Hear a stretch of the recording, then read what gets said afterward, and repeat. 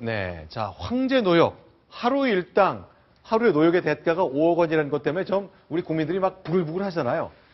사법부를 조롱한 것 아니냐, 이런 논란이 나오지 않을 수가 없는 상황이 됐습니다. 네. 자, 그러면 좀 관련된 말씀 좀 나눴으면 좋겠는데, 저희가요, 대주건설 회장님의 판결이나 수사가 어떻게 됐길래 이런 상황이 생겼는지 좀 하나씩 판결문을 가지고 점검을 해봤으면 좋겠습니다. 하태원 차장께 좀 질문 드려볼게요. 네, 사실은, 네. 저희가 지난주 수요일 날 아주 자세히 한번 설명을 해드렸었죠. 그렇지만 이 대주건설 회장의 논란은 쉽사리 가시지 않을 것 같습니다. 일단 1심 재판이 2008년에 있었죠. 2008년에 있었던 1심 재판에서는 검찰이 벌금 1,016억을 구형했고요.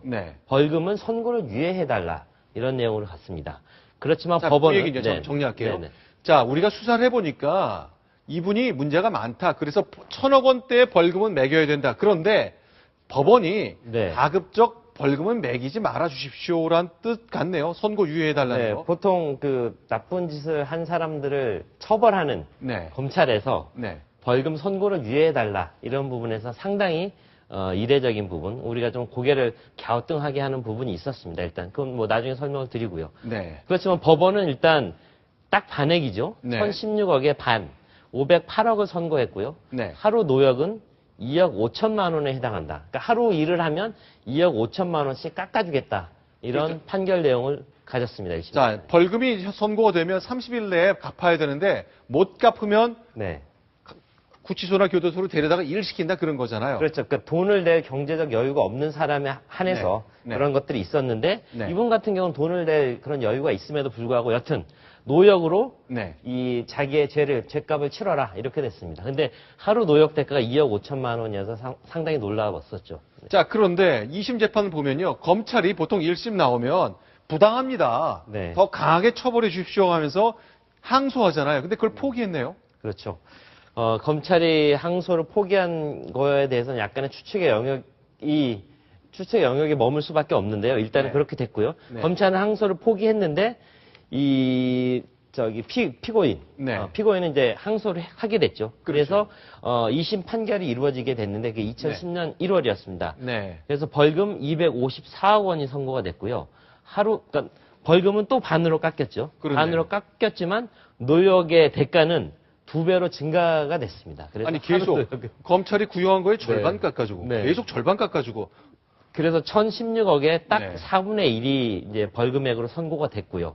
노역의 대가는 결국 5억 원으로 수직 상승하는 아주 우리가 이해 못할 그런 판결 결과가 나오게 됐습니다. 그런데 궁금한 것이 검찰도 조금 선고를 유예해달라는 것도 이해가 잘 안 되지만 재판이 진행되면 될수록 계속 반으로 깎아주네요. 이게 흔히들 말하는 어떤 특정 지역에서만 계속 판사를 하는 분들, 그 지역 기업인들하고 많이 친해지면서 이런 향판의 문제, 이런 게 관련됐다고 추측하는 분들이 많이 있는데 어떻게 보세요? 일단은 뭐 향판을 지적하기에 앞서서 그 광주고등법원 2010년 1월 판결 내용을 보면 왜 재판부가 이분에 대해서 형을 아주 극도로 낮췄냐 이런 부분에 대한 논리적 설명이 좀 있는데요. 한번 보시면 아마 이게 시청자분들이 이해가 갈 수도 있고 안 갈 수도 있는데 한번 보시면서 설명을 했으면 좋겠습니다. 자, 2010년 1월에 나온 광주고등법원의 판결문인데 저희가 좀 입수해서 분석을 해봤어요.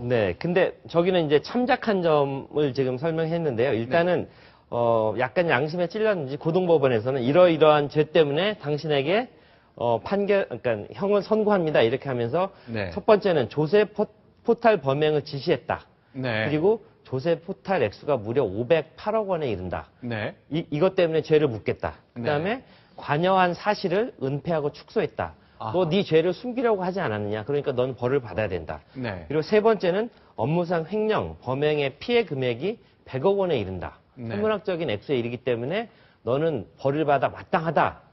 그렇게 얘기하면서도 그러나 이렇게 됐죠. 불리하게, 그러니까 엄히 처벌해야 될 이유를 3가지 적시한 다음에 그런데 봐줘야 될 이유도 한 10가지쯤 있다면서 쭉 판결문을 써 내려간 거군요. 그렇죠. 그러니까 3가지를 불리한 점을 제시하고 10가지 참작할 점을 제시하면서 결국 봐주겠다. 이런 뜻을 판결문 내에 분명히 한 거라고 생각됩니다. 아, 그렇군요. 뉘우쳤고 딴 잘못은 별로 한 적이 없고 상대적으로 죄질이 가볍고 고령인데다가 뭐 건강에 좋지 않다 뭐 이런 얘기네요. 그렇죠. 네. 그래서 네. 정상을 참작할 만한 저런 이유가 있다고 그렇게 얘기를 했는데 네. 아까 앵커께서 지적하신 향판 제도에 네. 대한 문제를 지적하지 않을 수 없습니다. 향판이라면 어떤 지역, 어떤 네. 고향 같은 곳에서 판사 생활을 오래 하신 분을 가리키는 말이죠. 그렇죠. 보통 이제 사법고시에 합격하면 네. 그때부터 이제 법원, 검찰, 아니면 변호사 이 세 개 중에 하나를 가지 않습니까? 네. 그런데 이 재판장의 경우에는 1985년에 네. 광주에 부임한 이래 네. 지금까지 몇 년이죠? 29년 됐는데요. 네, 29년 동안 광주와 순천만을 오간 대표적인 지역 재판관, 그래서 향판이라고 불립니다. 자, 이번에 판결을 내린, 그러니까 2010년에 판결을 내린 당시 고등법원의 부장판사가 있는데 그분이 법관이 된 지 29년이 됐습니다. 그런데 근무한 곳은 딱 두 곳입니다. 광주광역시와 순천 그렇죠. 두 곳이네요. 네. 그리고 또 같이 네. 이제 검찰의 문제를 지적하지 않을 수 없는데요. 네. 지금 아까 제가 정확히 말씀을 안 드렸지만 계속 네. 그 벌금 액수가 낮아졌잖아요. 네. 1016억 원에서 네. 결국 254억까지 4분의 1 토막이 났는데 네. 그 배후에는 역시 광주에 있는 네. 그런 향검, 네. 향검과 향판이 어떤 이렇게 짬짬이에서 낸 결과 아니겠느냐 하는 그런 문제 제기가 광주 지역의 시민단체를 중심으로 급속하게 확산되고 있습니다. 워낙 오랫동안 인연을 맺은 기업가와 검사, 네. 또 기업가와 법관일 수 있기 때문에 아직 뭐 근거는 없습니다만. 그렇죠. 한 가지 또 있는데 네. 그 지역 발전을 위해서 이 네. 해당 피고인이 여러 가지 기여를 한 점, 네. 이런 부분을 무시할 수 없었다. 이런 게 판결문의 한 대목이 또 나옵니다. 자, 그러면요. 지금 이제 오늘로 토요일 날 유치됐으니까 뉴질랜드에서 돌아왔잖아요. 그렇죠. 토요일, 일요일, 월요일, 화요일. 이제 4일 지났습니다. 그러면 내야 될 벌금 가운데 벌써 20억이 네. 빠졌어요. 네. 건강검진 받느라고 아직 일은 시작하지 않았다면서요. 그렇죠. 무노동 무임금 정책에 따라서 예. 이 4일간은 5억씩 20억 안 빼야 되는 거 아닙니까? 아마 도착한 날도 굉장히 늦은 시간에 도착했기 때문에 네. 아마 주간 노역을 안 했을 거고요. 그것도 네. 하룻밤 자면서 네. 상감이 된 걸로 알고 있고요. 아직 본격적인 노역을 시작하지 않았습니다. 네. 또 한 가지 시청자들을 조금 화나게 할 수 있는 내용은 네. 이 허재호 전 회장이 머물렀던 그 뉴질랜드의 네. 뉴질랜드에서 초호화 생활을 했다는 것이 네. 밝혀지면서 또 많은 어떤 시민들의 공분을 또 자아내고 있습니다. 자, 그러면 네. 해외에 재산이 있었는지 저희가 역시 뭐 수사가 필요한 영역이라 저희가 단언할 수 없습니다만 네. 벌금 낼 여력은 굉장히 되는 분이네요. 벌금 낼 여력이 굉장히 많다고 봐야죠. 아마 네. 모든 금액을 내고도 아마 재산이 있을 법한 정도의 부를 축적한 분인데 여튼 네.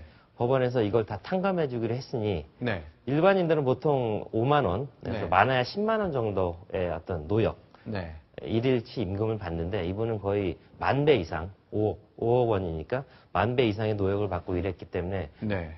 상당히 형평성 부분에서도 심각한 논란을 좀 자아내고 있습니다. 자, 일단 판결을 내려졌습니다. 대법원의 확정 판결까지 났기 때문에 이걸 문제 삼을 수 없는 것이 우리의 사법제도잖아요. 그렇죠. 자, 대법원에서는 이 문제 국민들이 펄펄 끓지 않습니까? 그래서 다음 주에 회의를 열어서 앞으로 이런 문제를 어떻게 할지 다룬다고 하는데 그야말로 이런 말 하고 싶지 않습니다만 소 잃고 외양간 고치기가 딱 이런 경우인 것 같네요. 소를 잃고 외양간이라도 좀 고쳤으면 좋겠는데요. 어떤 네. 환영 유치라는 어떤 제도의 취지, 이게 벌금을 낼 여력이 없는 사람에 한해서 네. 대신 노동력으로라도 해라. 몸으로라도 때워라 이런 네. 취지로 한 건데 이건 그렇지가 않지 않습니까? 그러니까 네. 환영 유치 제도에 대해서 우리 국민이 납득할 수 있을 정도로 네. 어떤 대대적인 제도 수술 좀 해주시기 바랍니다. 자, 254억 벌금 내란 판결 내려졌는데 30일 내에 내야 되거든요. 안 내고 뉴질랜드로 떠났어요, 바로.